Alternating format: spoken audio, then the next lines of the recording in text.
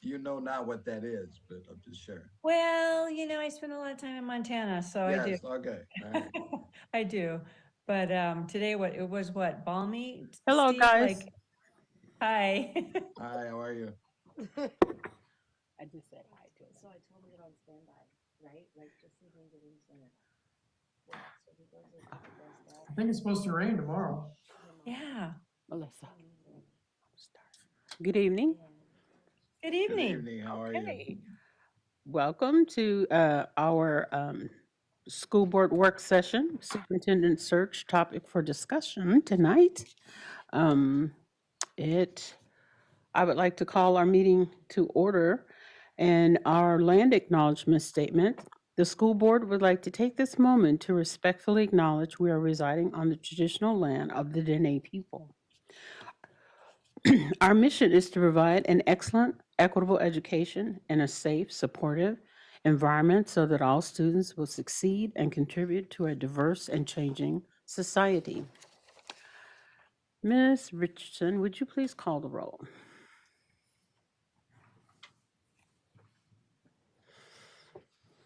Miss Marati, Here. Mr. Doran, Here. Mrs. Smith, Here. Mrs. Matheson is not here. Miss Burnett, Mrs. Here. Burnett, Mrs. Hardy, Here.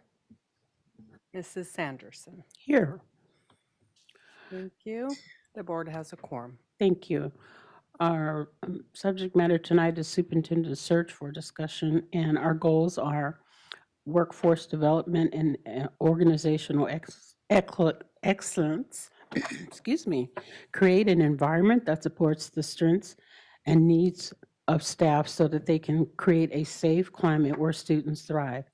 Superintendent search topic for discussion with Ray and Associates, Molly Schwarzkopf, Vice President, attending via Zoom, and Mike Collins, President. Welcome. Thank you. We are blessed to have our other lead associates with it to join you, President Sanderson. And can you adjust your mic just a little bit so we can hear you? You were a little quiet there. Is that better?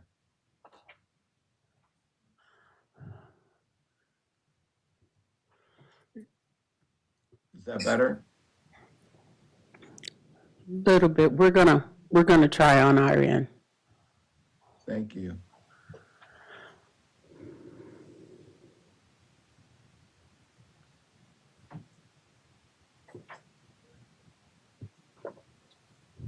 Go ahead, Mr. Collins.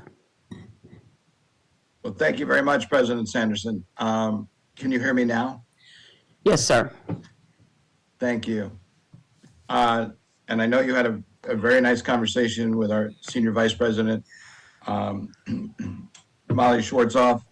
And tonight, we're introducing you to the rest of the lead team, and Dr. Jan Vesley and Steve Chestnut, who will be active and leading participants in our conversation. If you don't mind, before we introduce ourselves, how about if we do this, if each of the board members would go around, kind of like, we heard your name, but maybe your name, and maybe then say how long you've been on the board, or anything else you want to share real quickly, and then we'll introduce ourselves, and then we'll get started, if that's okay with you. All right, thank you, sir. We can do that. So I'll start with myself. I'm Troya Sanderson. I'm the board president. I've been with the district before this position for 35 years. Past president of the Education Support Staff Association, and been on this board for 4 years. I'm currently into my second term, first year. Okay, and I'm Tim Doran. This is my start of my 6th year on the board. I'm a 40-year educator in the state of Alaska, and 23 of those years was as a principal here in Fairbanks. And then I retired, did a few other things and internationally, and came back. And very glad to be here, and welcome to working with our district. Thank you. I'm Brandy Hardy. I have been on the board for a little over a week now. I am elementary and special educator. Have taught in the district for the last 10 years, and now I'm serving as a board member. I'm April Smith. I'm just entering my 3rd year on the board. I'm Melissa Burnett. I'm also one of the newer members on the board, just been here a little over a week now, and pleased to meet you guys. Thank you. My name is Erin Maradi. I am entering my 5th year on the board as treasurer. And Ms. Moline? Yes, my name is Karen Moline, and I currently serve as the Chief School Administrator for the district. And this is my 2nd year in that role. Thank you very much. And our executive secretary, administrator is? Hello, I'm Carm Richardson, and I am almost been here for 6 months now, following a 16-year veteran at this job. So I'm very new, but working through it. Thank you. Thank you. All right, if we could, I'll ask Jan and Steve first. Then I'll briefly introduce myself, and then we'll turn it over and get started. So Jan, if you would go first, please. Good evening. My name is Jan Vesley. It is a pleasure to be with you, and we look forward to supporting the board in the search process. Very exciting time. I retired in 2021 after 45 years in public education, serving as everything as teacher, as principal, as district director, assistant superintendent, deputy superintendent, and then finished my career as superintendent. And I currently continue to support Ray and Associates and superintendent searches throughout the United States. And I also do consulting work supporting and coaching principals throughout the United States, which I take great pride in and enjoy tremendously. Thank you. Steve? Well, good evening. My name is Steve Chestnut, and very happy to be with you this evening. I recently retired after 43 years in education, teacher, principal. I was a superintendent for 21 years in the state of Washington and 6 years in the state of Arizona. And then my last 2 years before our retirement, I was an executive director and the associate superintendent in Scottsdale Unified School District in Arizona. And so greatly enjoyed my career and have enjoyed working with Ray and Associates for the last 2 years on superintendent searches. Another part-time position that I hold is with Learn Platform, which is a software company. My responsibility is to reach out to superintendents in 7 Western states. Unfortunately, that does not include Alaska, but I did have the pleasure of working in a salmon cannery in Alaska many years ago in Cordova, Alaska. So got a little taste of the beauty of Alaska and what a unique place it is. So I'm happy to be with you tonight. Thank you. And also, Ann Schultz will be with us as part of your team. And she's unable to join us this evening. She's in Denver, Colorado. She's a retired superintendent out of Wisconsin and now is the senior executive director of Cherry Creek's charter school just outside of Denver, Colorado. I'm blessed to be with you and blessed to have the privilege of being the president of Ray and Associates. This is a very important search to us. So you have both Molly and I, which doesn't always happen, but the most important part is that Jan and Steve and Ann are your lead team with Molly and I. So, you know, as they say, we brought the best and the brightest, and we're very excited to work with you. We had the privilege last year, as you all know, but to have the opportunity to work with Anchorage and to be consultants in that search, and we're thrilled to be with you. Without further ado, President Sanderson, if anything else you want to add, besides being pleased with you, let me just paint a picture for this evening, Madam President, for just a second, and that is that what we're really going to do is start to begin to get to know each other. This is what we call our onboarding meeting. There's certain things we hope to get through with you so that we can get the process started. And some of these things are just confirmation of this and confirmation of that. Some of these things we're going to ask you to make decisions about. Most importantly, and the lead will be the discussion of the timeline that will lead us through the search. And then there are a few other items that will touch base. So that's the purpose and kind of the outline of the evening. We can get started, but President Sanderson, I don't know if there's anything else you wanted to say before we get started. No, Mr. Collins, we are awaiting to dig deep and do the work that needs to be done to complete our search. Thank you, sir. Thank you. And Molly did share with me your good conversation today. So I'm glad the two of you have had a chance to connect, because that'll be very important going forward. Jan, if you don't mind, would you start us off and take us from here? You bet. Again, good evening to everyone. And I think probably the thing that will take the most time tonight and is an incredibly important decision is selecting the timelines for your superintendent search, and want to give you every assurance that the timelines are really at your discretion, based on when you would like to announce your selection of your new superintendent. So we basically backwards design the timeline based on the outcomes that you would like to see. And we have a suggested and recommended process that's in front of you based on the timelines that you have. And we also have an expedited timeline if you wanted to conclude the process as early as mid-January. And the recommended timeline concludes the week of February the 6th.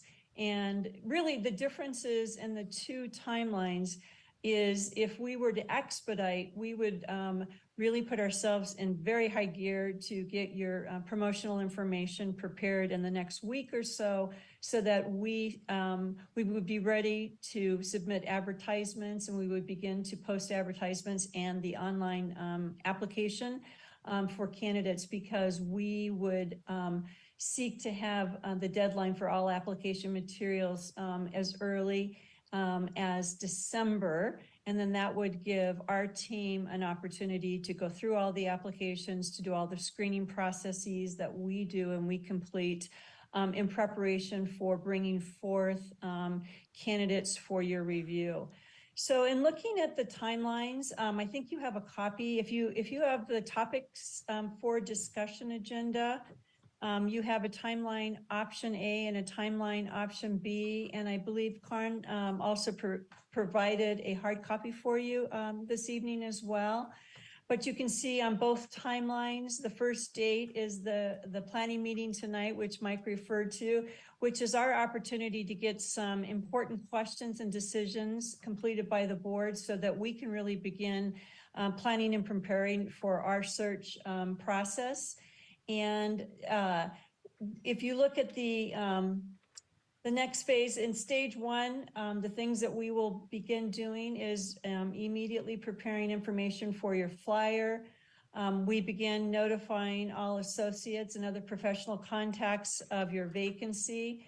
And we begin collecting information and begin meeting with constituents for input meetings. And you can see that would begin right around mid-November. And I don't know if you have any preferences. I would ask the board at this point, if you have a timeline in terms of the deadline that you would like to announce your superintendent, and if you have a preference for a February announcement or for the expedited January announcement.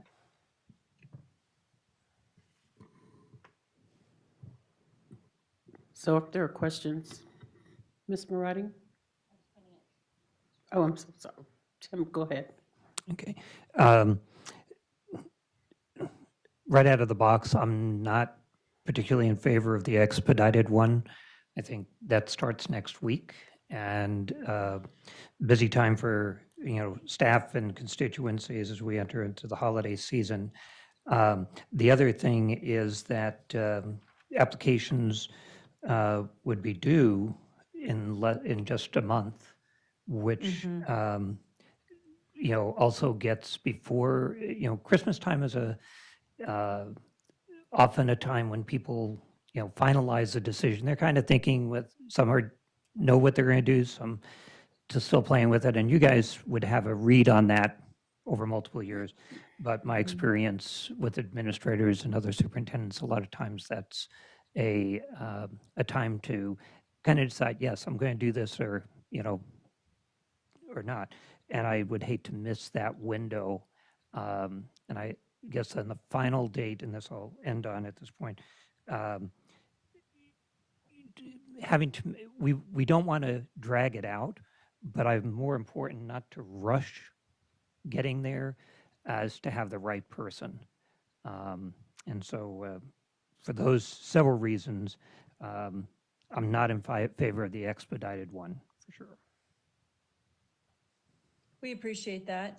And you noticed that option A is our recommended for the very reasons that you noted, board member. And we would very much, but we again are here to create the timeline that's optimal for your district.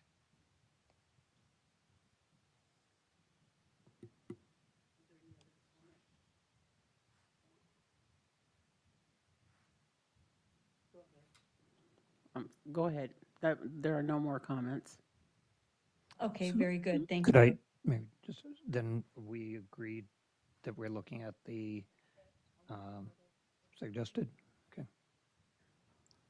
So if you look then at that suggested timeline, there are stages from 1 through 5, and the proposal that we submitted provides information in great detail about each of those stages, but these are basically the steps that we will follow and the timelines that we will follow in preparation for our search process. In stage 2, we are going to open up a survey link, which will provide input for developing the profile, which is available on the district website. And we've targeted about a month of time to be able to collect that data.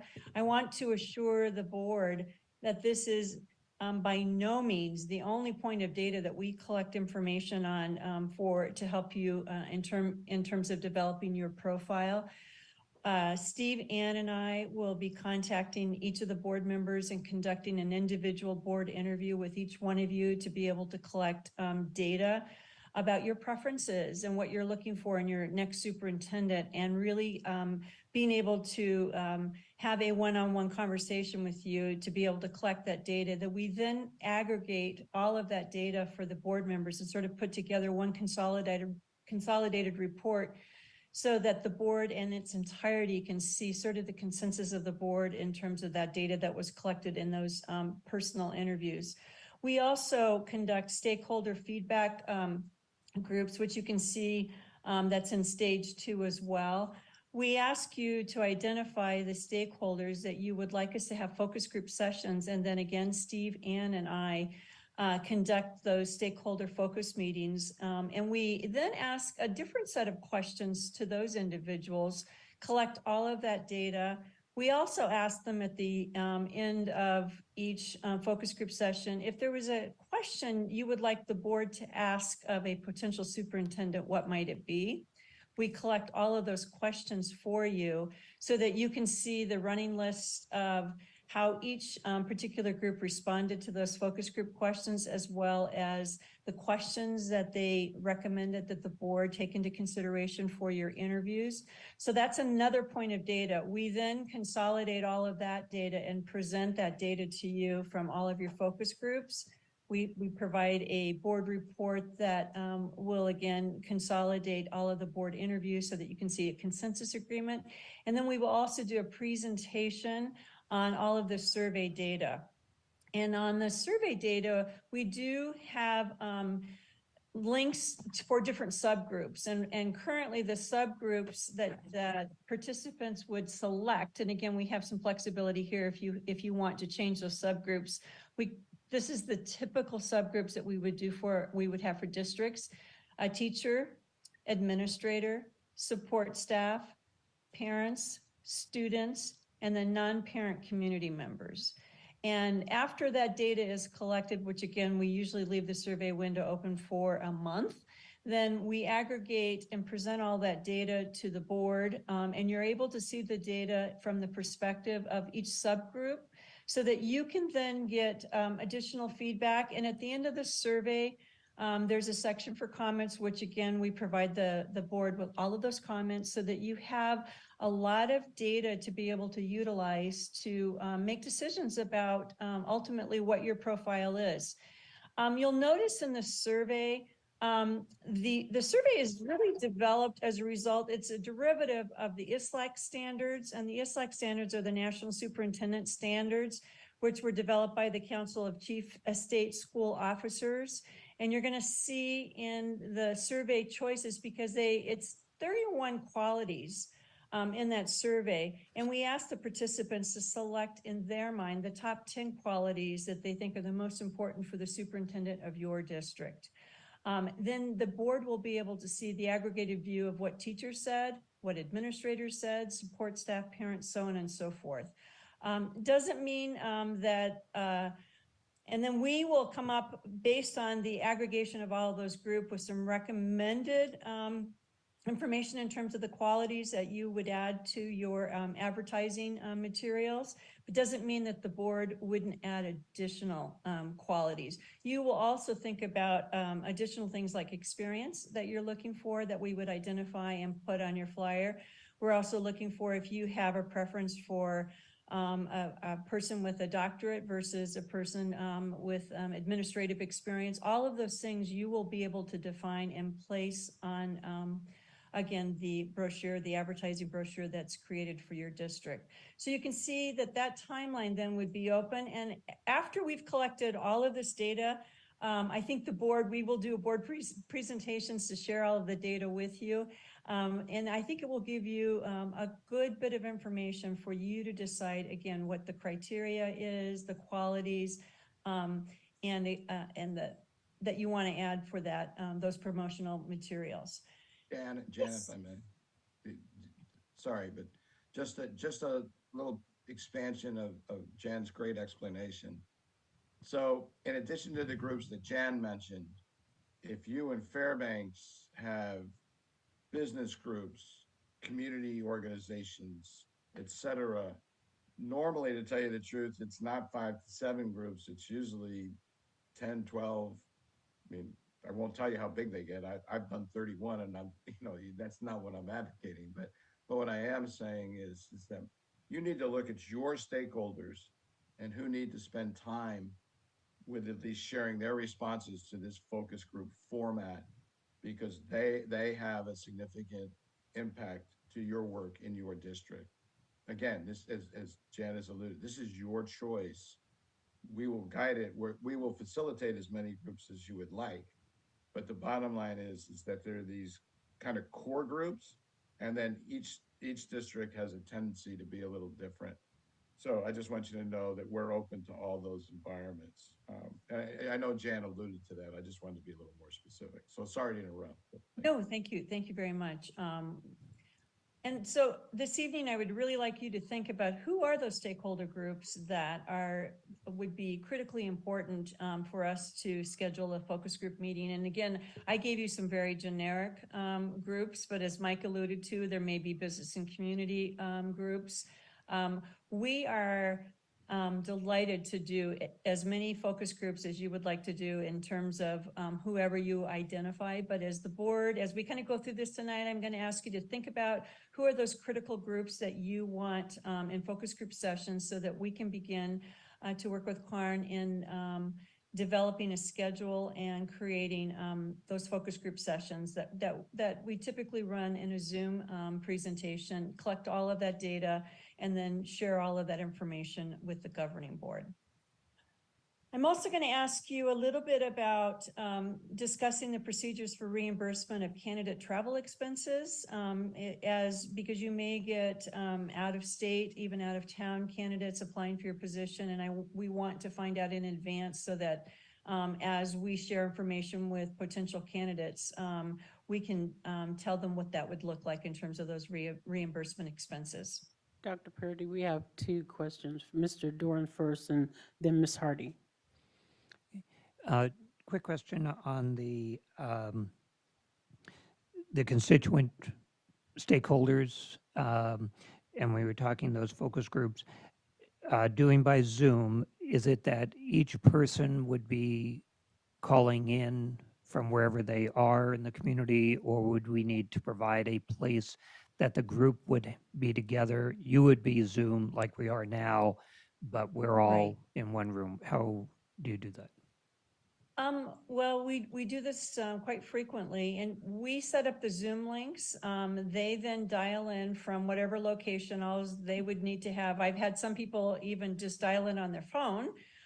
They dial into our Zoom meeting, and then we open up a meeting room, and we Great. pose the questions, and then we collect all of the data, and we have a nice conversation because it's the way that we set up those meeting rooms.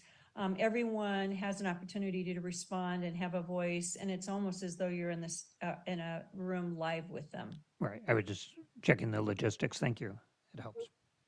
Ms. Hardy? I guess my question is, how would you like us to provide those? Is that something you'll ask us later? Are you wanting us to tell you that now or send it via email? Being an educator, I'm going to give you some think time, right? So I am going to ask you before we leave tonight, if you have, but you can also provide, if you have additional thoughts after tonight's meeting, if you provided those to Karn, we would just coordinate and facilitate whatever focus groups that you come up with that are important to you to collect data from. Ms. Marati?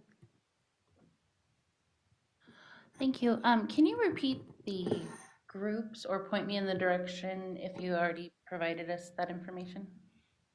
Sure. The disaggregation we have for your community survey, the groups we have are teachers, administrators. Now, I've seen administrator groups with districts broken down to site administrators and district administrators. That's entirely up to you. If you want to disaggregate that a little further, we can certainly do that.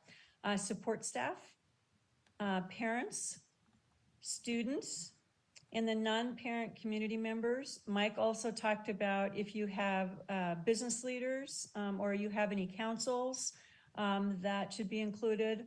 All of the above is wonderful. And again, we want you to customize that in any way that makes sense for your district.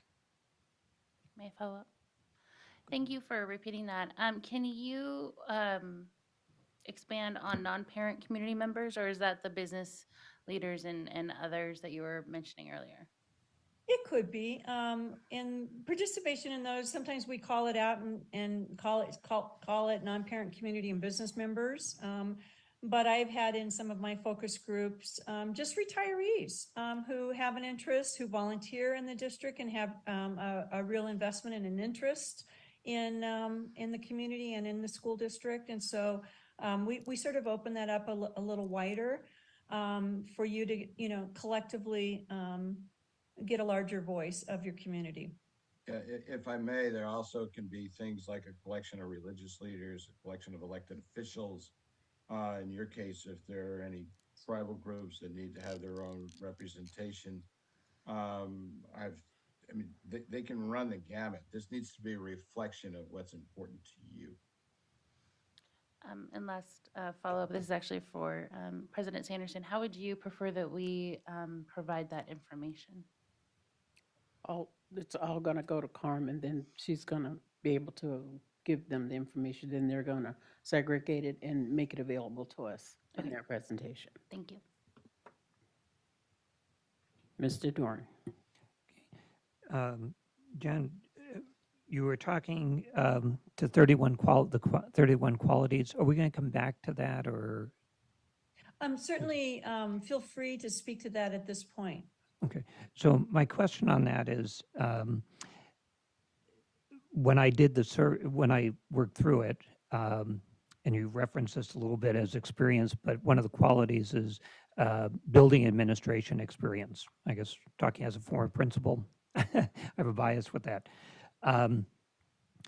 But that's not in the list, but we do hear it a lot. I hear it a lot when I'm as I go around town from people. And I guess, is there space within those qualities? And I found this when I did the SurveyMonkey, you could not add anything to it.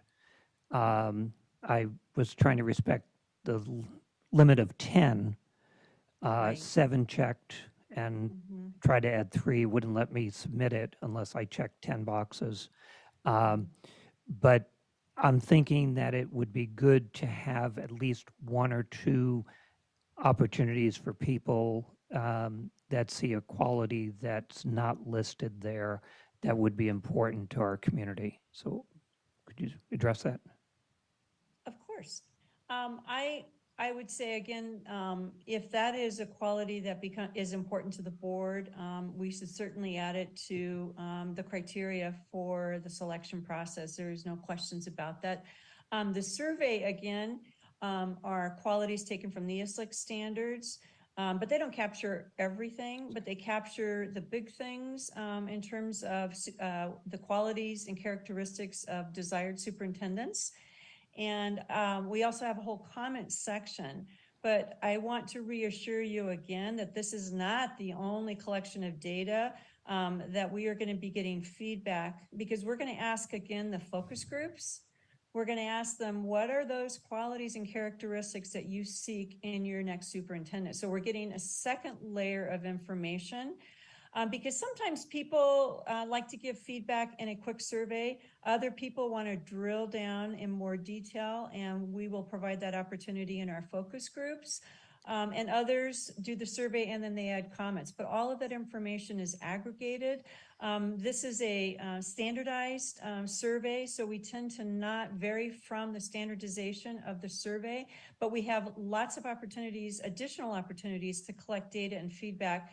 And hands down, the board makes all of the decisions about what are those qualities, characteristics, and criteria that is going to be in your flyer for the next superintendent. Ms. And if I Marotta? may, Member Doran, and because we missed each other earlier this evening, but Right, thank you for trying. so you have an opportunity to also bring it up in your individual interviews. And you have an opportunity to remember that when we come back with this aggregate that Jen speaks so well of, you're going to look at all this. You can keep all of them. You can amend some of them. You could add to them. That's all the board's choice before it comes down to the final presentation of what the profile characteristics are. So I think you have a real, we would really love to hear your 10 preferences, but you'll have many opportunities to address it individually. We have a question from Ms. Marotti. Thank you, and please stop me and forgive me if I'm going ahead of your presentation, but your timeline says that the consultant develops and finalizes interview questions with the board, but our last superintendent search, our experience included that the board developed the interview questions. So how will this look with Ray and Associates? Well, ultimately, you do develop all of the questions. We just provide resources to you to select from, so that ultimately the selection of those questions is by the board. We, again, during those focus group sessions, we always ask each focus group, are there any questions that you would really like the board to ask potential candidates? We collect those questions and share those out, and you can see which group asked or provided those questions. Additionally, we have a bank of questions that we have collected over decades of questions that may be applicable and may be appropriate for your district, but ultimately you will select the questions. We are just here as a resource for you.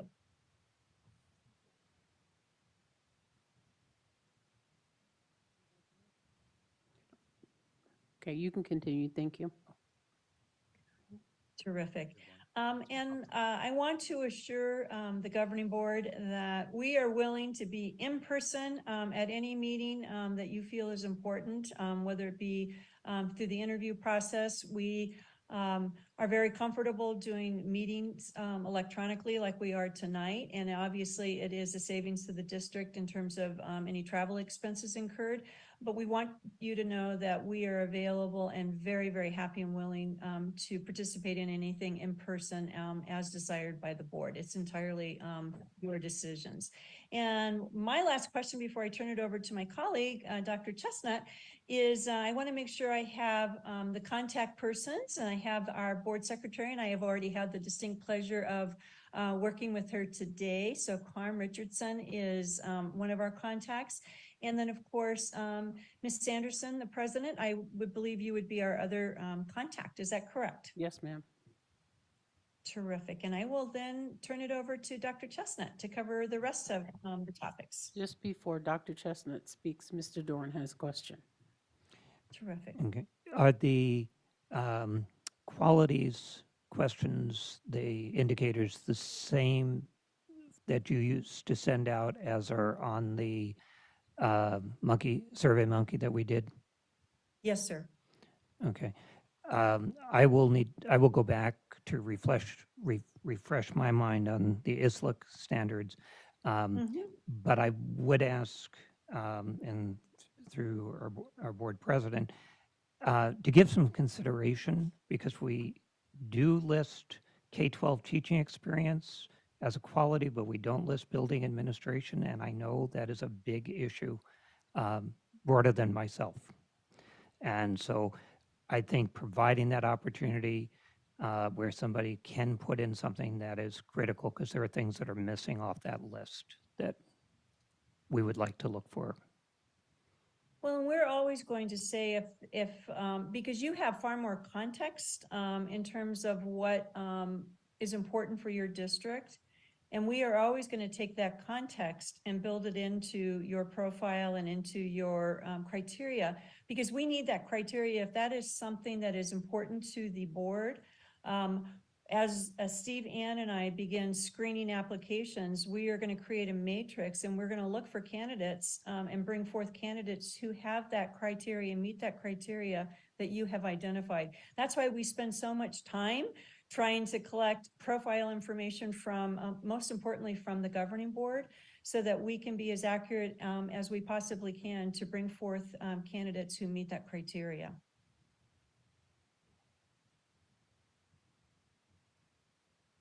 Go ahead. Thank you. Okay, thank you, Jan. Can everybody hear me okay? Yes. Okay, good. Just want to make sure. A few more things we need to discuss. One of them is how to promote and publicize this opening. And for many years, we've referred to this as the brochure. And we are starting to use new language, which we haven't totally adapted yet, because we are recommending that the district actually develop a slideshow. And you should have an example of that in your agenda.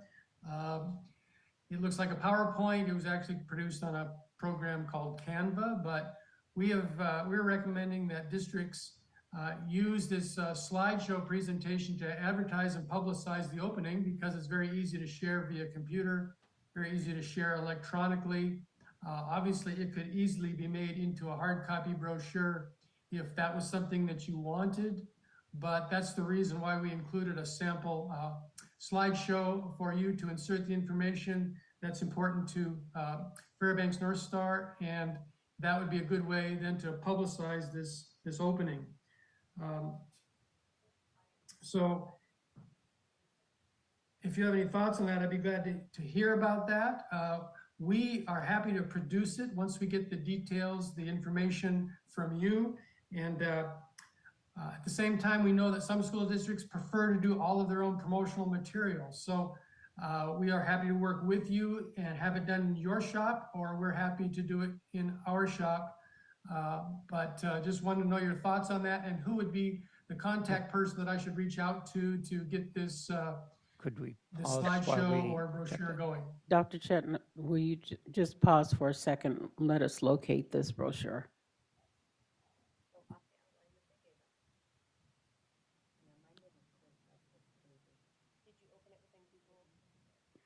Not a brochure. Yeah, if you're looking at the interactive agenda, it's item number 7. And if you click on flyer job description, that's where you'll find the slideshow.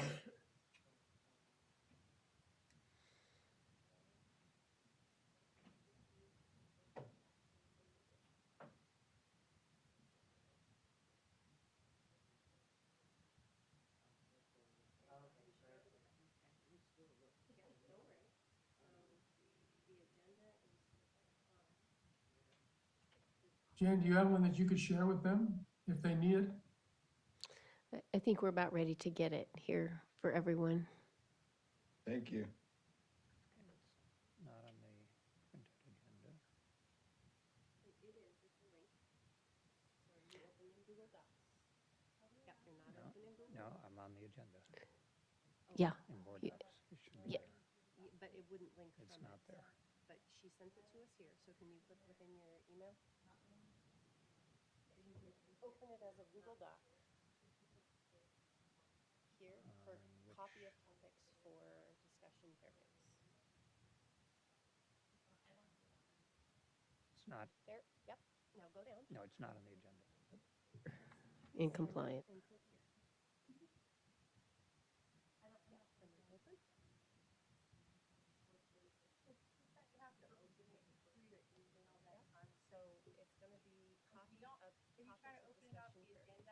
It doesn't hyperlink. But if you go to your email, Carm, it sends us a different document. Right, in a Google Doc though, and my question is it? It's a Google Doc. And it's not. It's a public, so we could add the.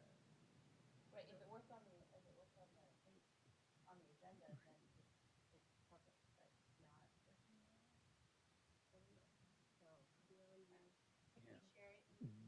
We're okay. Forward Oh, document shared. Yes, Dr. Chestnut, is it possible for you to share your screen of the working brochure with us? Yes, I think it is. I think Jan is prepared to do that. I think. And if she can't, then I can.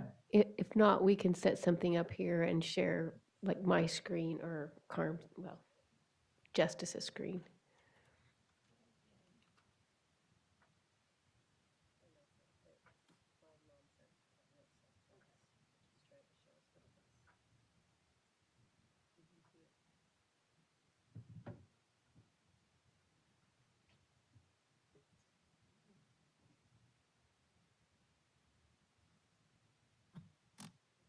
You need permission to share it?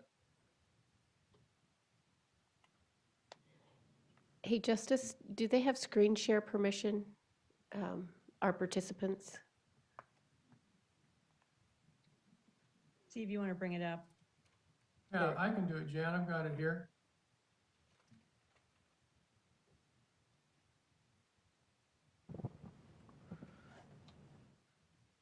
Go ahead and try and share your screen. Okay, give me just a second here.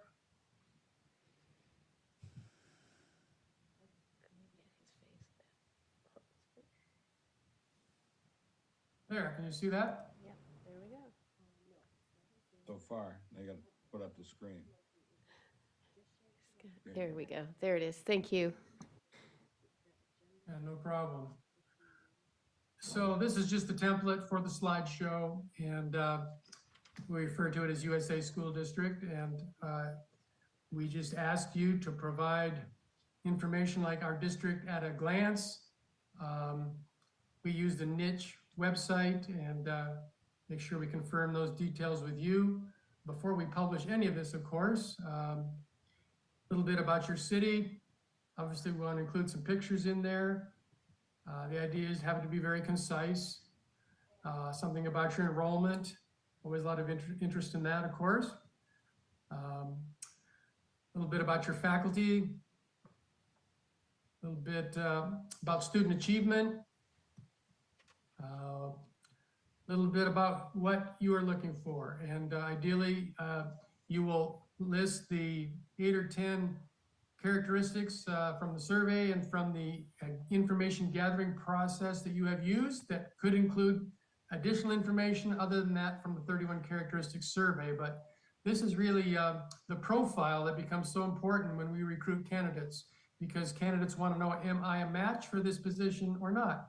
And generally, if they can see 10, 12 bullet points with the things that the school district is looking for in the new superintendent, that will answer the question for most candidates. So we want a slide like that. Need some information about salary and benefits. And requirements. So could include things like able to obtain a superintendent certificate. It could include things like teaching experience, building level principal experience, a doctorate, or whatever the specific requirements that you are interested in. And then a little bit about the application process. The deadline and selection process, very important, of course, for candidates to know the application deadline and what should be included in that application. Also, you know, this is just one way we get this information out. All of this information is also going to be on the Ray & Associates website. Your school district website would have a link to Ray & Associates, so we use multiple ways to get the word out on the application process. And that's about it. Mission statement is a nice place to put that in there. We encourage that, and I think that's the last slide. Any questions on that? Mr. Doran. Thank you, and thank you for walking us through this. Did you say you will produce this, or is the expectation that we need to produce it? We are happy to produce it. We just need to get the detailed information from you. So we need to work with somebody on your staff to make sure we have the correct information. I just know that in working with some districts, they prefer to do their own promotional stuff. And if that's the case, we'll work with your shop, but we're happy to do it as long as we get the information from you. So I just had a question about this. You had mentioned that we could do it or you could do it. Is it possible to do like a joint thing where we work together on this? Because Oh, certainly, yes. That's probably a better way to describe it. Obviously, you have the final say on the final draft, and yes, we're happy to work together with you on this. So we've already kind of just casually within the executive director team talked about this sort of promotion and the kinds of information that would be important from our perspective to be a part of this. We have some really good videos that have been produced by the community. If we could link to those. So I would propose that we work jointly together, and we have some really good resources already kind of gathered up. So I'm just putting that out there as a point of contact. We'll be happy to work with them to come up with something that makes sure that everyone knows this is the best place on the planet to work and live. Yes, that's the idea of the slideshow, that we want to paint that picture. Yes, we're happy to work with you on that. I see that working really well. Who would be the contact person? Should I just work through Carm and she can direct me to the right person? Should we do it that way? Yes. Okay. You have a couple of questions, Ms. Burnett, and then Mr. Doran. Yeah, so my question is along the lines of once this is produced and we decide and we get the final copy out there, whatnot, I know you made a mention of you would be putting this on your website. I know that we're trying to go far and wide with this to find the best candidate possible. Does websites include possibly hitting like the big social medias, through that type of source? Just trying to figure out what our goal is here for reaching far and wide. Yes, we're going to talk about advertising in a moment because we definitely want to reach far and wide, and we have multiple ways to do that. Certainly not just this slideshow, but I think that question should be answered when we get to the advertising section. But certainly, if we wanted to figure out a way to promote this slideshow on social media, that would certainly be, I think, something that could be done. My background in communications and broadcasting has me 3 steps ahead. I apologize. That's okay. Mr. Doran? Okay, thank you. I like the combination of working together. I like a slideshow that's quickly there, but I was very cognizant of the fact that we have 2 years ago, we updated our descriptor of the district and have flyer brochure if you want. And I believe we also did an video at that time, and I know the search we did the time before, which is further back, also had that. So I'm glad you're already on that, Ms. Smilleen, in terms of resources we already have and then can bring up to date and inform. Thank you. I think the benefit of doing this version is that you can embed videos and have it very, very much come alive in terms of the characteristics and the qualities of your district. Okay, so I'll work with Carm and we'll get this, this project going. Next item, we need approval of the online application. Hopefully you can click on that link and see our application that would appear on our website. And this is pretty much the standard application that we always use. It contains a lot of good information that we use and that you will use. The board will have access to every single applicant and be able to look at all of this material. I think the most important parts are, of course, in an application, not only do you get a profile of the applicant, but you also then have the letters of reference and recommendations listed. And so Jan and Ann and I will spend a lot of time following up on all those references, speaking to them personally. We will also be calling people that are not on the reference list to make sure we get a full picture of what this candidate is like.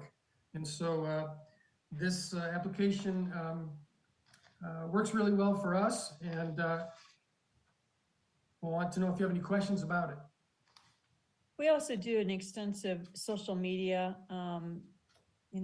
footprint in terms of looking at social media sites to see any interaction or any information that's available about the candidates. And on each of the candidates that we are making recommendations to the board that these seem to be a good match for your district, we're going to do a comprehensive report on those candidates, including we personally interview the candidates in advance of moving them forward. Again, we do all of the checks for you in terms of the social media checks, as well as reference checks. And then Steve, Ann, and I will do a formal board presentation presenting those candidates and the information that we were able to find over and above the typical application process.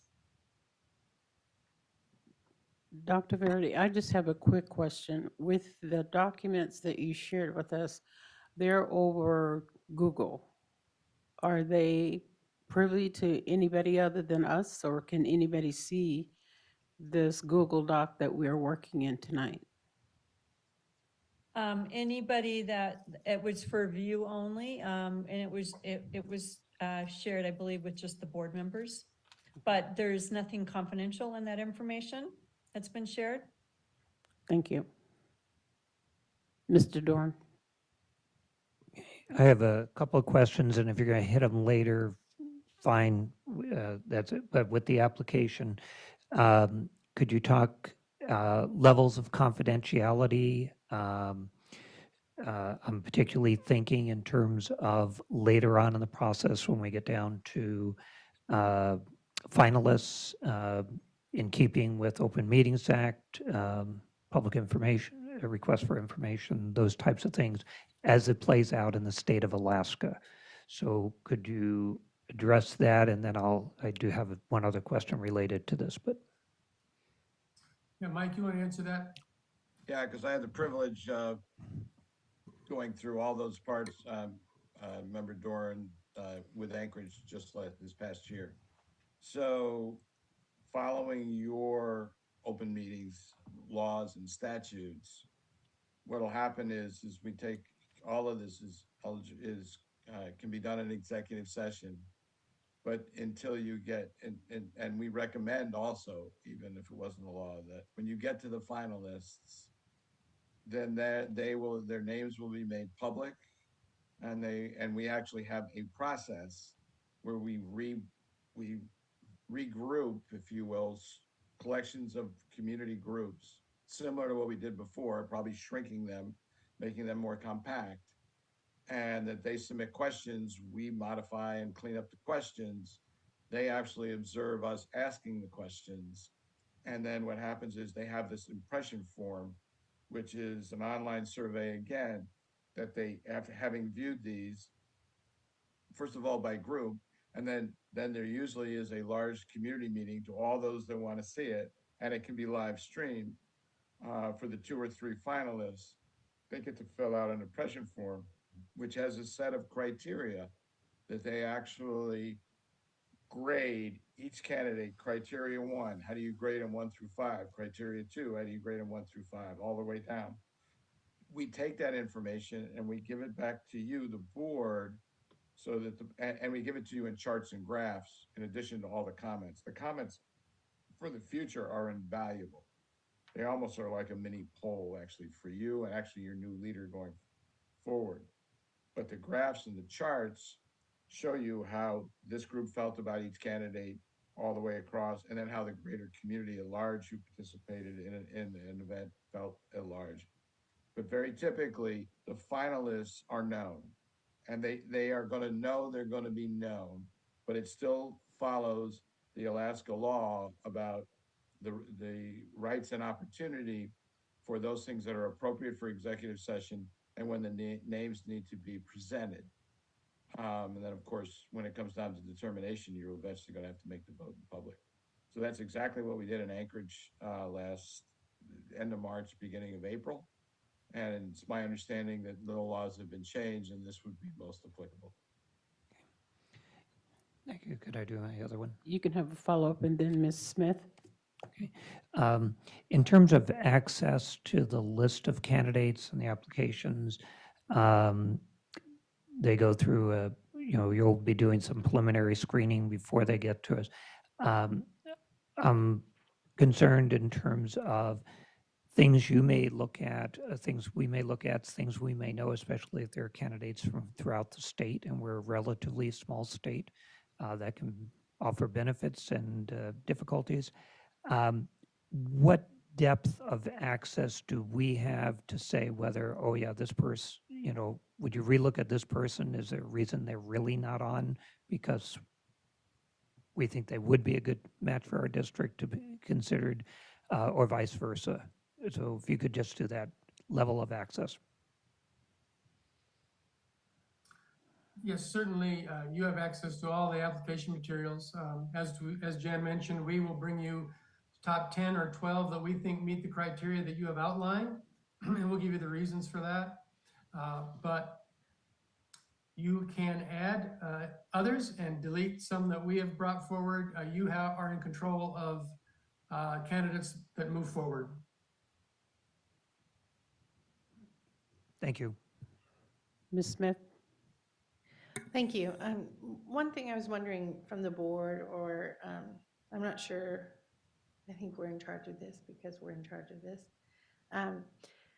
We do a lot of community surveys, and in our last search, we did the community surveys. But what I noticed was that the groups who were responding to the surveys, because we did them on Zoom, you can kind of see who's in that Zoom and how many people are in them.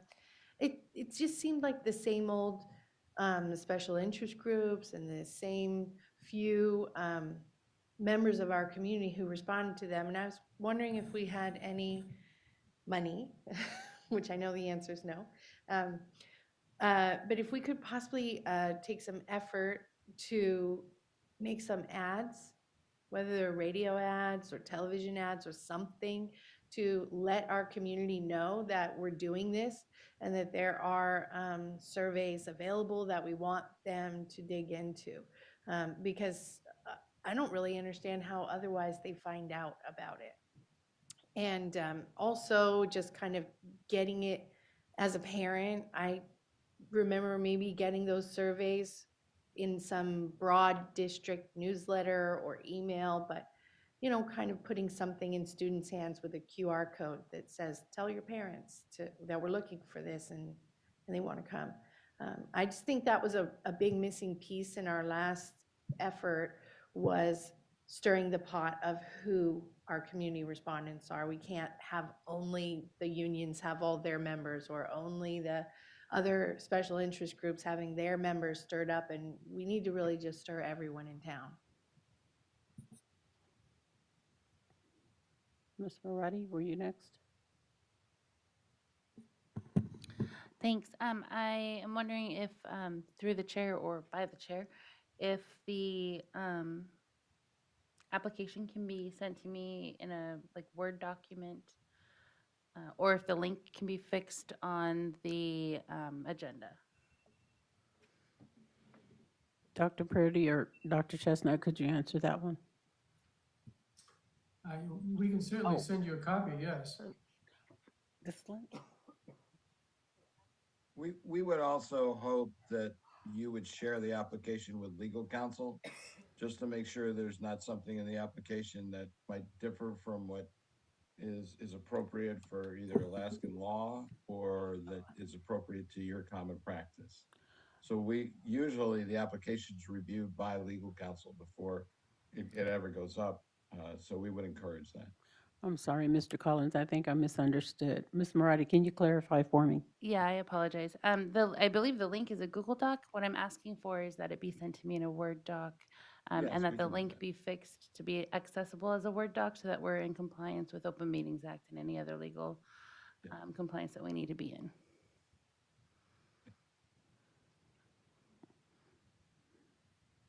Ms. Any other Richardson, questions on the online application? can you hold, please, Dr. Chestnut? Sure.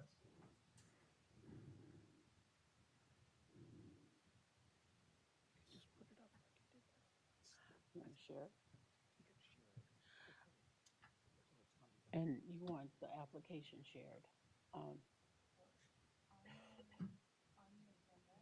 Mhm.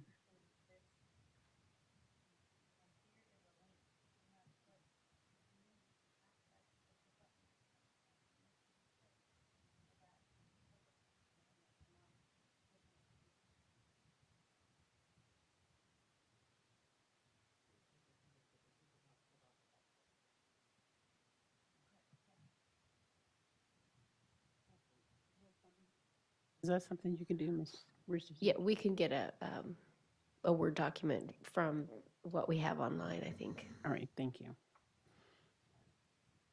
Then Mr. Dorn. Mr. Collins, just a question. When you said we should send the application for our legal counsel to review it, I guess I'm asking, did this pass legal counsel in Anchorage? Is this the same application Yes. or where, I mean, I assume it's been vetted, but Yes, but we never want to assume, want to make sure if, it fits each of your criteria. okay, so as we go through, there may be multiple documents that we will want to take to legal counsel before we give final approval. Is that your recommendation? It depends on sure. I mean, I don't know what other documents you're speaking of at the moment, but there certainly will be as time goes on. Okay, and this is one of them. That's our suggestion to you. Okay, thank you. Go ahead, Dr. Chestnut. I think you were finishing. Yes, so it sounds like we've answered the questions about the online application. We'll work with CARM to make sure that the legal counsel has reviewed that. And before we post anything, we'll make sure we get the green light from your district to make sure that the application is okay. So that brings us to the next item, which is advertising, which is another important part of this process. And hopefully if you click on that word application, advertisement, you will see the list of advertisements come up. And you can see the items that we have listed. Most districts spend about $1,500 on advertising. How much you spend is up to you. Before you get sticker shock, I just want to point out in the middle of the page there's a whole bunch of them that are for free. Excuse me, Dr. And, Chestnut. I don't believe we have access to that document. Okay, I can share it with you. That would be great.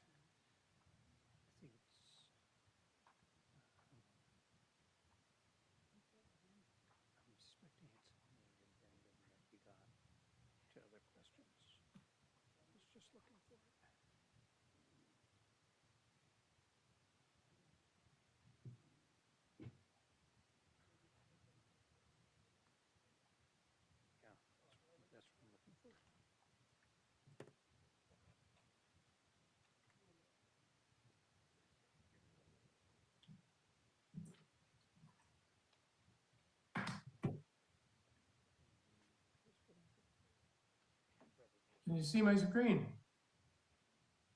Yes. Yes. Okay. Steve, if you double click on that, I think it might come up to full size for you. That's what I'm trying to get. And I also just emailed a copy of this to Carm as well as the application.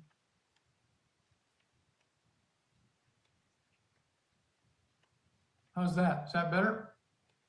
Yes. Okay. So hopefully you'll be able to read this. At the top, we have recommended advertisements, and the first one is for AASA, that's the Superintendent Association Job Bulletin and website. They have what they call a job flash package, which is $599. That email goes out to 5,000 plus superintendents. It's posted for 30 days.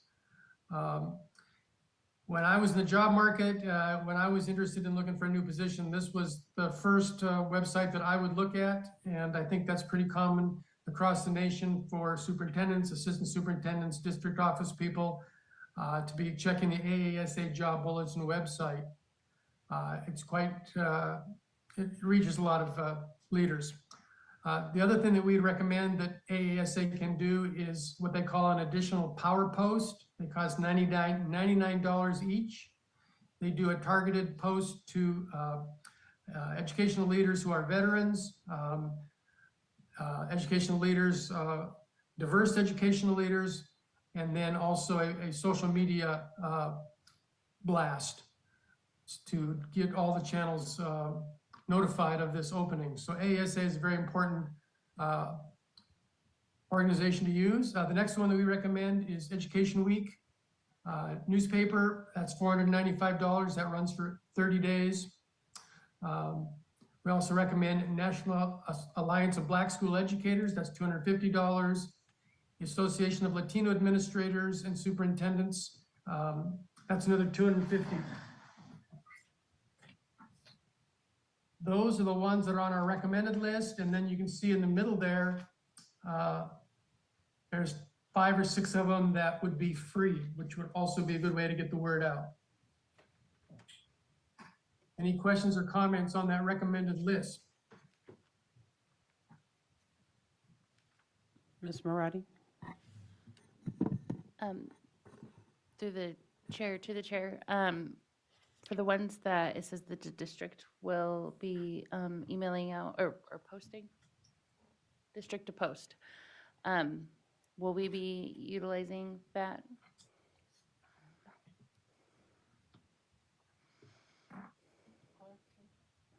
Will the district be doing the ones that say district to post?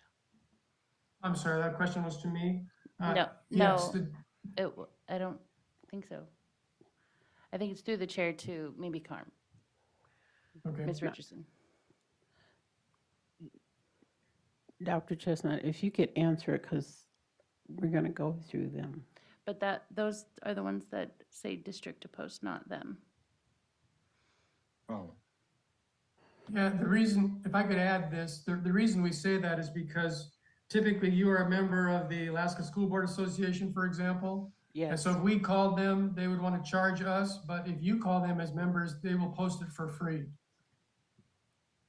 Okay, yes, then we'll do our homework in that area. yeah, we're happy to provide the ad, but it needs to come from you. Just, it's either free or a much reduced cost than us as an outsider. Okay. Yes, if you provide, we have that list and we can see it. We can work with Carm and administration, make that happen. Okay, thank you. Ms. Barnett? So back to the question earlier with social media and such. Also possibly, as Ms. Smith had brought up earlier, like national radio ad. Is that something that you guys would recommend using? I don't know what radio looks like down there, but here broadcasting is huge and it works very well, especially within the state. So I'm just wondering if that would be within reason to consider. I would ask for the board to consider doing a press release about your advertisement. And in that press release, you would obviously send, as a communications person, you would know the logical places, but as a former superintendent, we would typically send press releases to the media. We'd send press releases to any organizations that we felt like were going to be incredibly important to get the word out.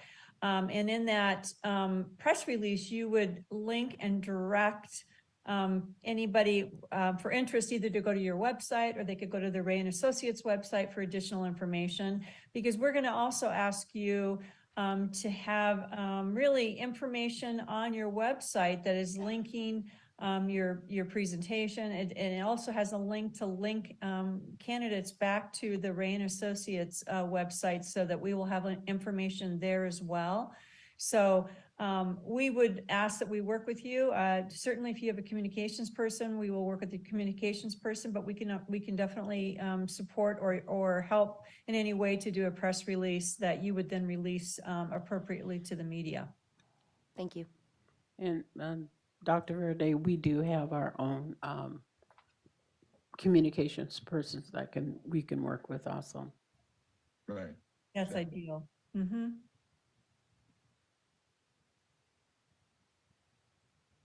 We try to select and target advertisements that educators are going to look at. So what you see here is opportunities, because I am looking weekly at AASA, because I, have a membership there, and because they have lots of good, useful, important information that myself as a educational administrator is looking at. So we try to target associations that we know has high participation rates amongst educational leaders in the United States. But additionally, you're probably going to have some local opportunities as well in the state of Alaska, which we're also trying to make sure that we target those organizations as well to get, candidates within your region. Okay, we have a question from Ms. Marati. I see that you have listed National Alliance of Black School Educators and Latino Administrators and Superintendents. I'm wondering, I don't see, but maybe it's lower on the list or could be added, Alaska Native Outreach. We have, that's a large part of our community, and I don't see them on the list, but maybe I'm missing something? No, and we absolutely agree that would be a great target. Yes, like the National Indian Education Association, we'd be happy to reach out to them, because I think that's an excellent point. Great, thank you. Any other questions on advertising?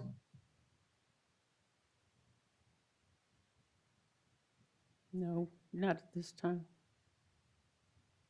So my impression is that the board is in favor of the recommended list with the addition of an outreach to the National Indian Education Association, and that would be an adequate number of advertisements.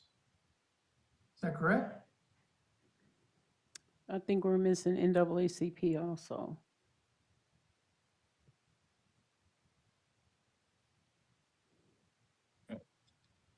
We're happy to work with them. We will tell you that on the basis of rate of return, that's the reason for the National Alliance of Black School Educators. I understand. So we're happy to do the extra, but I will tell you that our experience would suggest that this is much more effective. That sounds fine with me. Thank you. Thank you. Thanks for the good idea. Okay, another question. Is the board willing to offer a contract to a finalist who would need to obtain licensing in Alaska? So oftentimes, a superintendent from, the lower 48 would have a superintendent credential in Washington or Oregon, but wouldn't have that Alaska superintendent in hand when he or she applied. Is the board willing to offer a contract to a finalist with the stipulation that a superintendent credential from Alaska would be acquired in a timely manner? Yes. Mr. Doran? I'm definitely in keeping with President Sanderson on a yes, and it's common of what we do for certificated staff. I want to make certain, though, that in the application, there's that checkoff box that asks the person that they verified their eligibility for the state, so for Alaska. And so I'm assuming as you vetted applications, you're looking very clearly to that, and perhaps in the early conversation, making sure, confirming that they have verified they are eligible for certification in the state. Yes, that's very important. As Jan mentioned, we interview each of the candidates, and that's one of the first questions we ask them. Have you verified, and are you in process of making that happen? Okay, let's see. Another important question, who do we send invoices for payment to? Is that to CARM? Yes. Okay.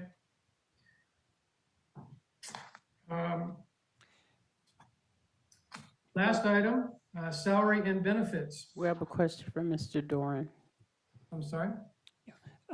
Quick question before we get off that page. Just before the licensing question that you were asking, there are the specific state requirements for the position. I assume you've already factored that in because you know what our state requirements are? Yes. Okay, thank you. Additionally, we also verify educational records. So any applicant or candidate that is representing themselves with graduate degrees, we also verify those educational records as well as all criminal and civil records so that the board has that information.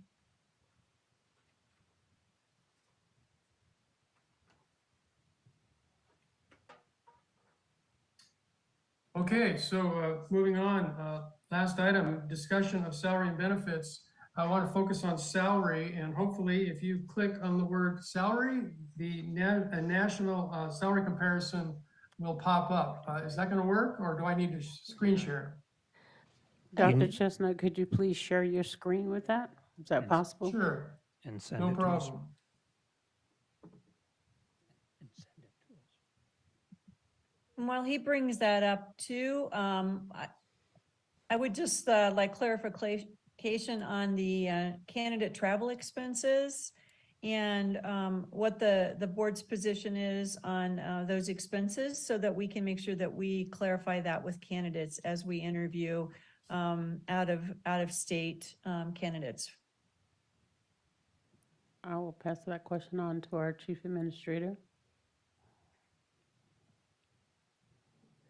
So your question is about travel and paying for travel?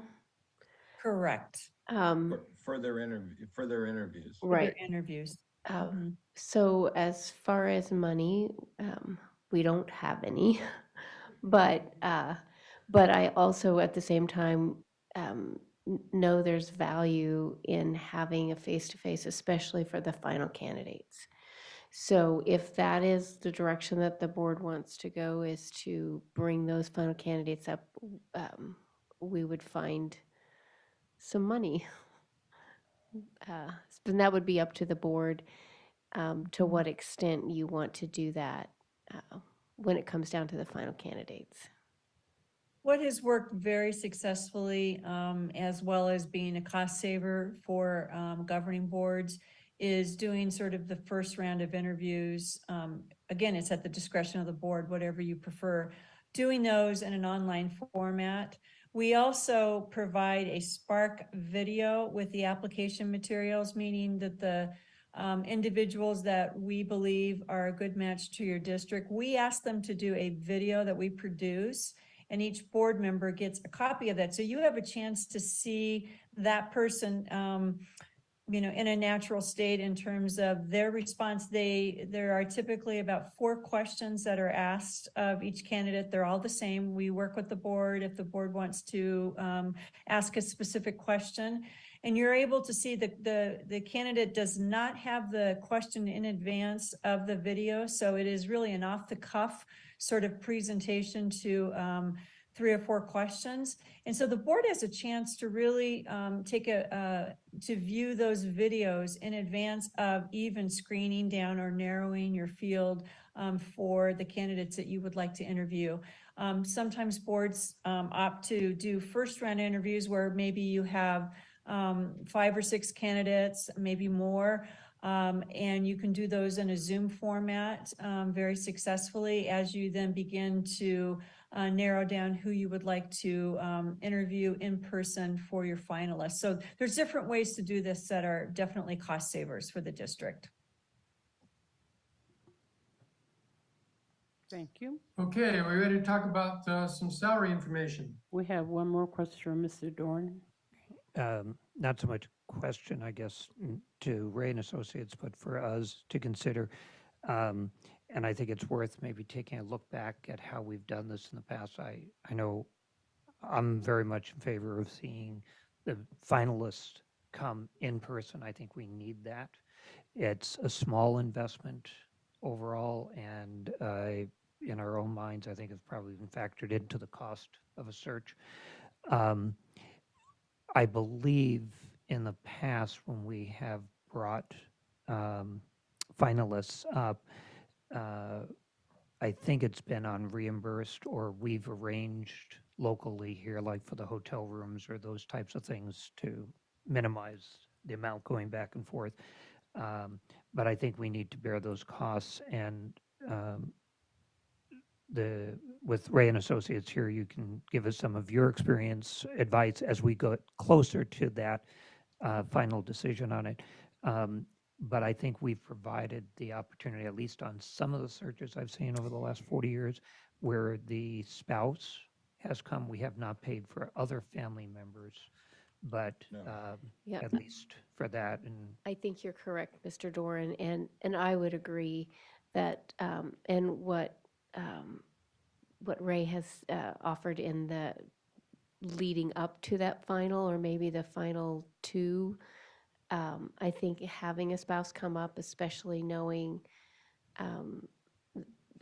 the obvious challenges and wonderful advantages of living here, that's oftentimes where the rub happens. So we would want to make sure that when we come down to the final decision, that whoever we are hiring gets an opportunity to come to our community, both them and their spouse, to enjoy the beauty. And I think it's also important that we're doing this in our most lovely time of year.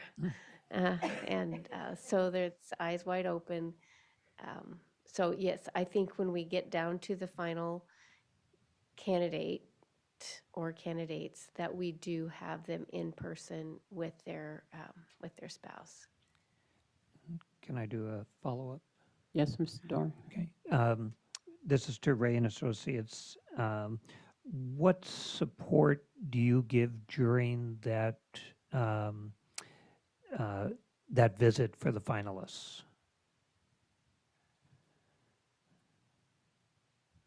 Well, as shared, we are happy to attend in person, or we are happy to facilitate remotely. It's really at your discretion.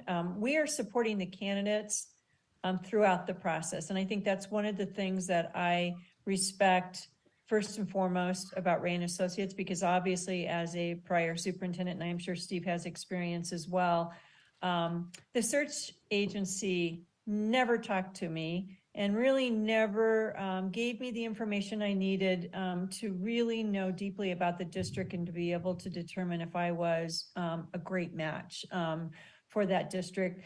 We spend a lot of time, not only do we interview the candidates, but we really do try to front load as much information as we can, such as the state requirements, the state certification requirements, as well as expectations that we have heard from the board in our one-to-one interviews, as well as the profile that you have developed, to really try to encourage candidates who are a good match to apply. And there are times when, once that profile is developed through our networks, we know of individuals that we believe are very high quality. And we will personally reach out to them as well and contact them, as well as the advertisements that we send. So we support candidates all along, but we will work with you in coordination of what kind of support you would like from us during that process. Okay. Yeah, and if I may just add, Member Doran, I was there while that whole few-day process in Anchorage with the finalists, spending some time with them, some time with the board. They actually they had a day for each one of the three finalists. I had the privilege of being invited. We took them out to dinner with the board after or before their final interview. So we would happy to be there in person, or we can be remote, whichever your choice. But we would expect that, aside from we do not sit in on interviews, because this is your community, you're their leaders. But we would be happy to be supportive of, helpful to the candidates and supportive of your work. And Mr. Dorn has a follow-up. Okay. Thank you for very much, and I appreciate the piece of supporting the candidates, because they're the person on the spot when they come. So we want them as well prepared and as relaxed as possible. I was keyed into the piece about, because we're hiring you to help us, and the support to us through that process. As we get to details later, we can do that. But I wanted to make sure I had a sense of how much of that interview or those finalist times we're setting up, facilitating all the logistics of that putting that on our staff, how much you would be part of that. So that balance between supporting the candidate, absolutely, but also providing that service to us so we get the best results out of that interaction.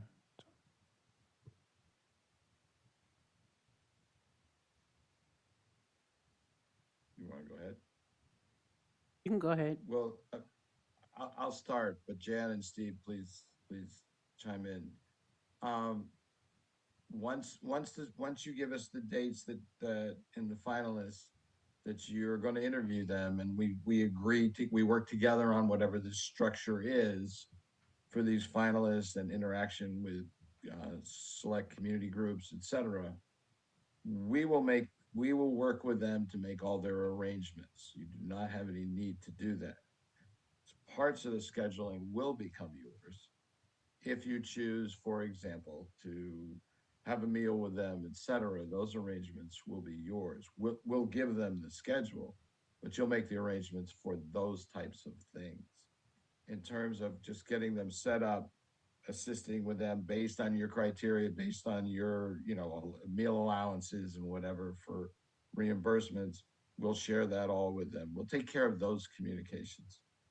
And we'll work with you to build the schedule. But once the schedule is underway, then the internal workings and details are yours. The external and the coordination is ours. I hope that's helpful, Member Doran. Yes, it is. Thank you.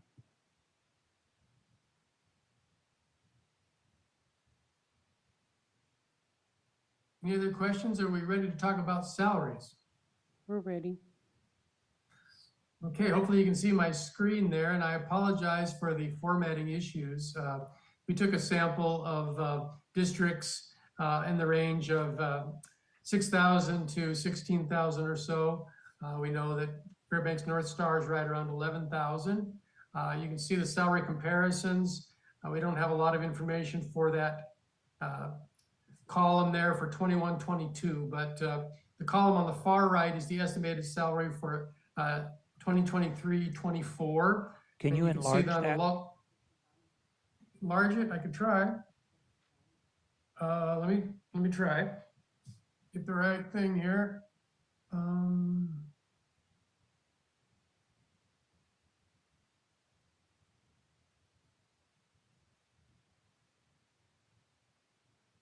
How's that?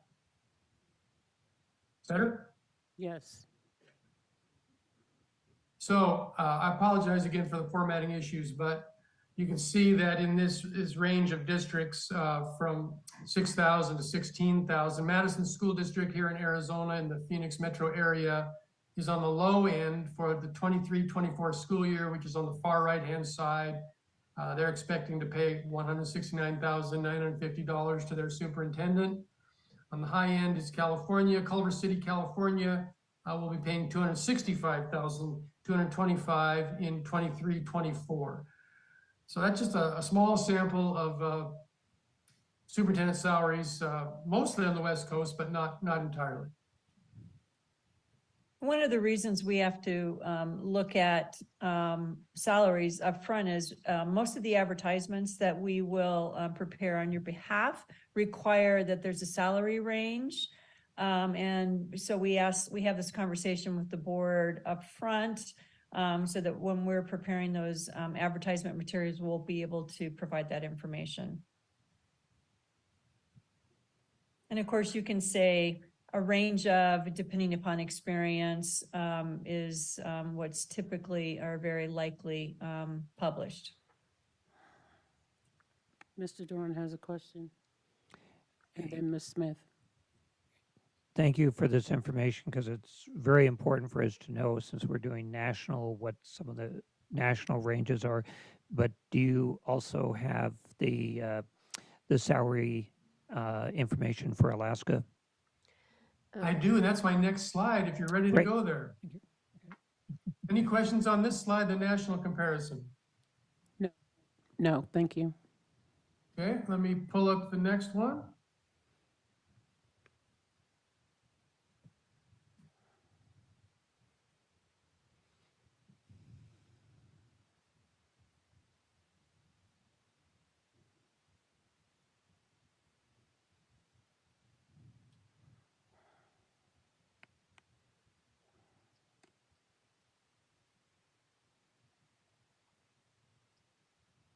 Can you see that okay? Yes. So once again, we have some formatting issues, so I apologize for that. You can see we have 6 or 7 school districts here from Alaska. The far right-hand column is 21-22. So what I really want to do is go to the next page because that has the most recent information. So you can see that on the bottom there are the estimates for this year on the left and 23-24 estimated salaries on the right. So I apologize that the names of the districts are not on there, but the top one is Anchorage. They're expecting to pay $272,950 to their superintendent next year, but we also know that Anchorage has 42,000 students. On the low end is the 5th one down, which is Yukon, and they're going to be paying $164,794. So that is the range for the districts that we have from Alaska. Just to refresh your memory on which districts those are, let me scroll back up here. So you can see it's Anchorage at the top, then Matanuska, Galena, Kenai, etc. Any questions, comments on Alaska salary comparisons?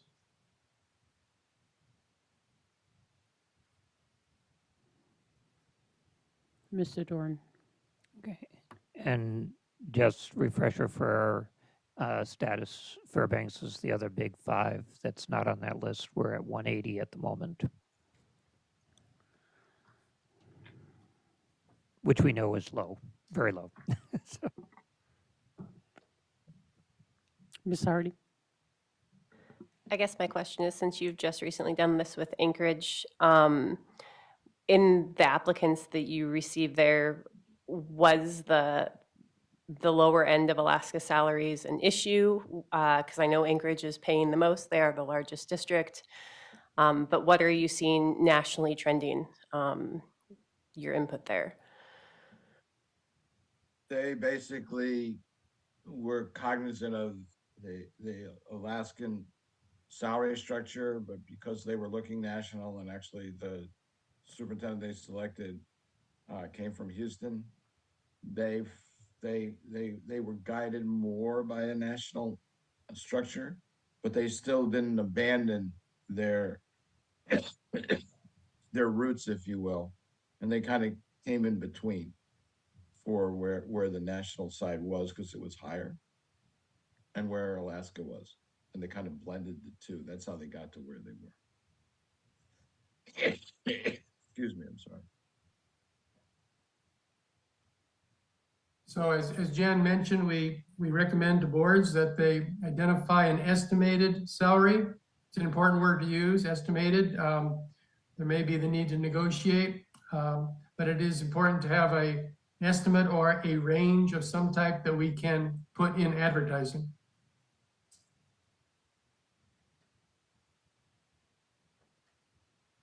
Mr. Doran? Can we have this sent to us? I know we've requested access after we were denied, but if you could send this to us emailed, that would be helpful. And just when we're looking at these, and I'm just trying to get in a Word doc, looking at these, like both Galena and Yukon Koyukuk indicate a fairly large student population, but like in Galena, over 90% of that is correspondence. Yukon Koyukuk, the majority is correspondence students. So different responsibilities. Right. But so I'm just trying to put this in a context for us. Do you have a suggested range in order to be competitive that you're seeing across Alaska and across the states? And also international, because I know we've sometimes gotten international people ready to come back to the states, et cetera.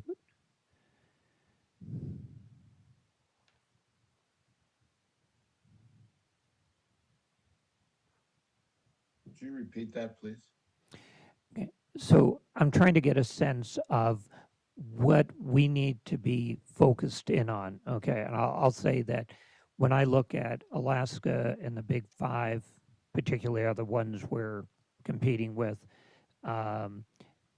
nationally, I've been playing my mind around 220,000. 220,000 is Right. probably what we Yeah. need to be in that ballpark. From your experience and what you're looking at the superintendent scene, what do you recommend or that we need to be getting our head around? Okay. I would suggest to you that my observations, and they do span a great breadth, is that you're very close to where that should be part of your range. Let's put it that way. Whether you want to go a little lower up to that or put that in the middle and go 210 to 225. I'm not going to put words in your mouth. I'm just saying is I think you're in that range for two reasons. One is there is enough of a shortage that it is really a shopper's market these days. And number two is there's parts of Alaska that are unbelievably attractive, and the district is attractive. And on the other side is if you're going to bring people from the lower 48 and so forth, there probably needs to be a slight extra boost. I don't, that's not to be disparaging in any sense. I think it's a marvelous, I mean, I love the state and I think it's a marvelous place to work, but I'm just being candid with you. I think you're in that range where you need to be. Ms. Smith? Thank you. I'd just like to put my opinion forward that after speaking with many people regarding this, and looking at the documents, I think that the board should be between 210 and 230,000. And I know that is significantly more than we offered in our last search. And I just really think that our community deserves a high quality leader, and that in the scheme of our enormous budget, small deviation at this time is going to be an investment that we'll not be sorry about. And I don't think that our community will be sorry about that either. And I think that our community will get behind us looking for the highest quality applicants that we can, while also understanding that we're being responsible, but in the long run, having a high-quality superintendent that could possibly stay for a period of time will save us money in the long run. Ms. Hardy? I know in speaking with some of the Anchorage board that you helped them build in like incentives with their superintendent. So like it started out here, but if they met certain goals, then the salary would increase. Is that something you could help us develop as well? Absolutely. And it's become much more of a trend, to be honest with you. You still need a range. So, and the reason we suggest it is so you control the negotiations. Because it's a range based on criteria, experience, and satisfaction of board expectations or board requirements. Once you get into that conversation in the contractual side, then we worked with them actually to, because there was an ask that was a little higher, we backed it down and then said if you met mutually agreed upon 2 or 3, 4 goals or criteria, they were eligible for certain, whether you want to call them bonuses or extensions of the compensation. We'd be happy to work with you on that. But I don't think that affects the range at the moment. Ms. Marati? Thank you. Just for information purposes, I found my notes from when we were doing this in 2019. So add a lot more. But in 2019, Anchorage was at 250. Matsu was at 210 plus 25,000 bonus annually. Kenai with 7,800 enrollment was at 180, and Juneau with 4,600 was at 165. So there's really no rhyme or reason. We've got districts with much lower enrollment, almost half, with making the same. Districts with higher enrollment making not that much comparatively. So there's no way to like mathematically in a formula break it down. It's really just kind of throwing a dart and hoping that it lands correctly. So a couple questions. You said that Anchorage is at 272, but I heard that Anchorage was at 250 plus incentives. So is that difference from what I know and what you said the incentives, or is Anchorage actually the base starting, not including incentives, 272? No, it started at 250. That would have been what it would become, number one. And number two is keep in mind from when he was hired till next year, we always factor in an automatic 3% increase, just to keep it kind of neutrally competitive. So the 23-24 school year we would automatically, even if it was the 250, add 3% to that automatically. Is the Matsu at 200,000? Is that with or without incentives? The what? I'm sorry? Is Matsu at 200,000? Is that with or without incentives? That's what's been reported. So we can't tell you that because we didn't do it. I would guess it's without. Because what we try to do is just build the salary part.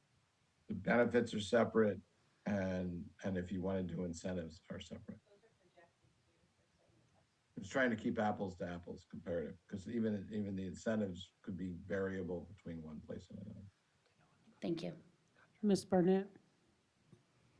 Yeah, we're looking at price increase, which I do agree with. I mean, if we want to get a solid, good superintendent that's actually gonna, work hard and want to be here, that's the big thing, especially in the middle of winter. It's ridiculous here. My question is more along the lines of the incentives. I know, and correct me if I'm wrong, we only offer the 503B, 403B, 403B, which we offer like $5,000 or something on top of that. Would it be wise of us to include something more for a superintendent? just as if you look at Anchorage and Metsu, they do offer more things outside for their superintendents. So I'm just curious if that would be something we should maybe take into consideration. If I may suggest, that's probably a conversation to have a little further down the road. You don't have to be there right now. That's Okay. not what we're suggesting you come up with. It's just a baseline salary. I think we have plenty of time to have those conversations, and you have plenty of time to have those conversations. Ms. Moretti? Thank you. Well, I respect your opinion, Ray and Associates. I actually agree with Ms. Burnett about having a discussion about incentives, because I think they play a lot into the salary that you are looking for, Ray and Associates, for us to answer, but without discussing incentives, that number could change drastically. For example, you know, if Anchorage's base salary is 250, and then they have 72,000, it looks like, or sorry, 22,000 in incentives annually, that's a big difference. So if we're saying that we want to go for 210,000, is that the base salary plus 20,000 in incentives if they meet board goals? So then we're looking at 230,000. Ms. Moretti, if I may suggest, what we were really talking about is theirs was 250 and $15,000 in incentives, which is where the 265 came from. The 23-24 is just 265 plus 3%. This is just to give you a snapshot. Okay. That's why, remember, if you have a range, you can negotiate from wherever. It's just to give you breadth so that you control the conversation, the candidate doesn't. So all I'm trying to say is it's not 22,000, because that's next year, number one.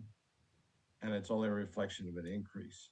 The 265 is a reflection of the base with the incentives. You can make your incentives $5,000, $10,000, $20,000. That's all your call. I think what we're still trying to ask you is, what range would you like this base to be in? Okay, and this our final question, Mr. Dorn, so we can move forward. Okay, let me, since we're just talking about the range, I think I've already given mine, and we're just right in the middle of the range that Mrs. Smith is, but I would like to come back to some general question as we look towards contract afterwards, but I think your focus on the range right now was what we need to get a sense of. So I certainly that 210 to 230 is, my ballpark was 220, so I'm right in the middle.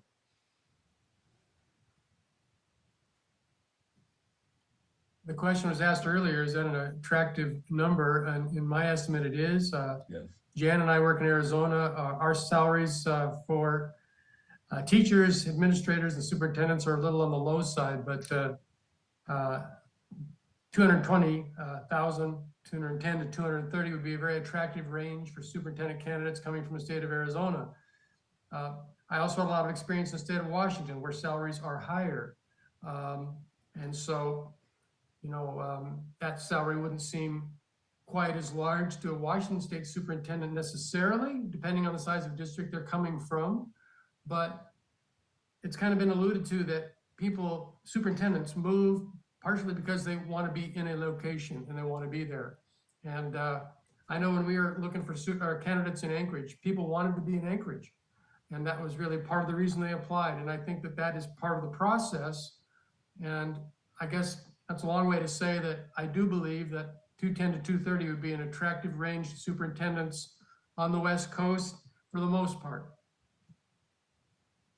And I do think you potentially could add just some narrative with potential incentives or with incentives, because it's not uncommon in Arizona and other states to offer the superintendent a contribution to an annuity or to as you've already talked about, some sort of a share plan. But that's very, very common practice in states that we work in. There are typically incentives. Short question for Mr. Doran. I think important that we keep in mind as public who may be listening that our salary for superintendent has actually been on the very low side for really 8 years. And there are a variety of reasons that were contributed to keeping it low, um, including the people who were in those positions. So it sounds like a big jump, but we're catching up as well. And then the other thing I just want to make my observation is that I am not a big proponent of bonuses or incentives. I think we're better off giving a good, solid salary and then going from there. So if I could just add to what our contractors rate associates was saying about salary is an important piece, but I also think that people make a move because they want to work in a particular district with a particular people. So as much as an attractive salary, I think it's the attractive nature of our community and our district that will draw the right kind of people to our pool. But it's that balance. You want to be able to attract them with a salary that they can, be comfortable with. But I also think that some people will take a lesser salary to actually serve in a community or in a school at a district that they want to be in. So there's a mix. And I think we have a lot to offer as far as a district and community goes, and then balancing out the district salary. And then one last comment that I would have just to the board in preparation for this kind of change in the middle of union negotiations and a budget conversation. I think we need to be prepared for our why, and because I think we'll get the what and the why with this kind of a change. And Mr. Dorn kind of alluded to that already, but I think we have to be prepared for that.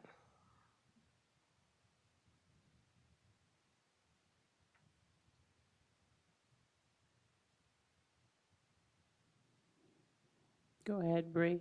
Minnesota, just back in your corner. Thanks. Well, I'm gonna go out on a limb here, and just listening to the discussion, I think what I'm hearing is that the board is comfortable with a salary range of 210 to 230. Is that correct? Yes. Okay.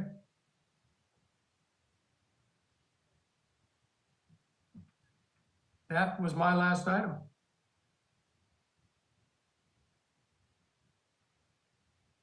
Is that the total presentation from you guys tonight? It is. Unless you have any further questions that we can answer. Are there any final questions for, okay, go ahead, Mr. Dorn.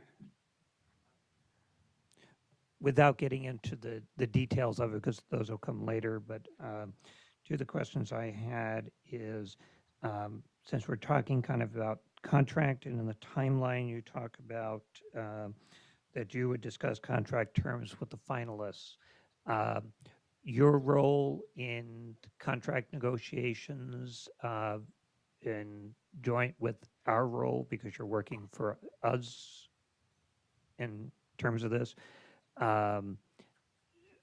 and our district attorney's role within that. Could you talk to a little bit how you approach those contract negotiations? If I may, Steve and Jan, we're not lawyers. We help with certain parts of the conversation. You're going to make an offer. Obviously, I think with legal counsel's consent or guidance, you're going to make an offer. They're going to receive it. They may very well talk to us about, well, this is really great, and I got this and this, but I've been used to this. Can I get this also? And sometimes we'll say, well, I think you need to ask them. Or, well, I think this may be the top of the line, so if you really want that, is there anything in the benefits package or something else you're willing to give back? It's those kinds of conversations. The minute it gets into real nitty gritty, the minute it gets into the legal document, dotting i's and crossing t's, it'll be their attorney and your attorney.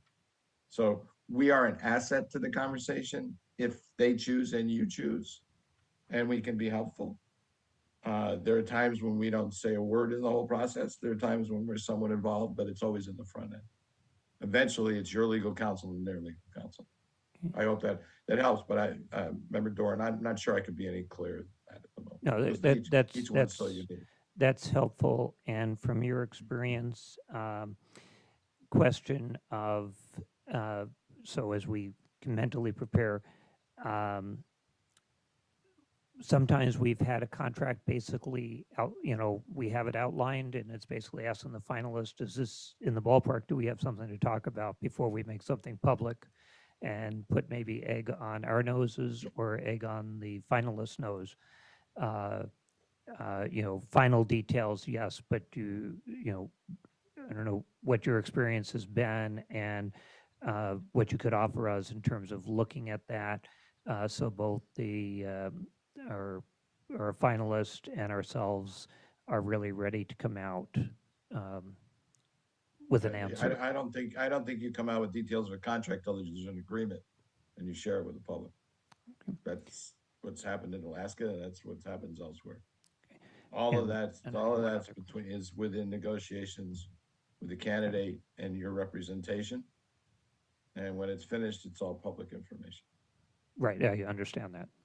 Going into. So the other question I had was in terms of references, and you do secondary references and such like that. Lots of times when a board gets down to finalists and they're making their final decision and comparisons between them, it's not uncommon for them to call another board member in that person's district. Those types of things, I assume that it would be part of our protocol. That's your choice. When they get down to finalists, we tell them point blank, you need to make sure that whoever needs to know, because the minute your name is announced, the world is gonna know. So, when they're told they're finalists, we try to give them 24 to 48 hours to share that information, but they will know full well that one, it's going to be known and people in their own community are going to find out. And secondarily, if therefore you choose to call one of their board members, that could be your prerogative. Or if you ask us to do it, we could do it as well. Okay. Thank you. Ms. Barati.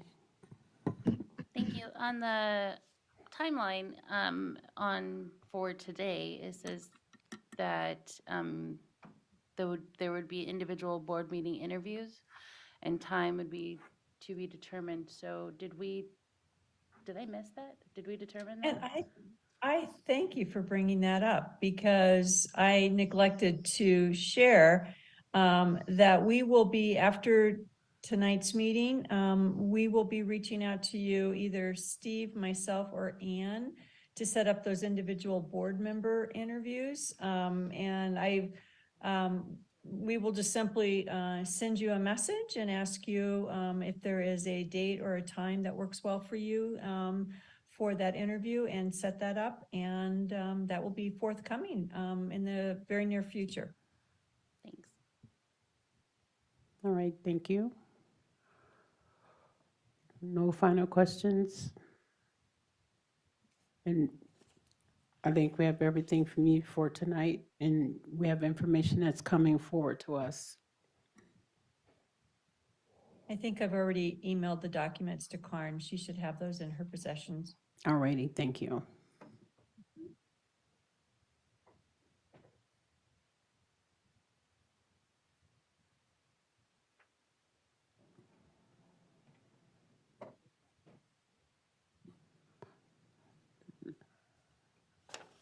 I would entertain a motion to adjourn.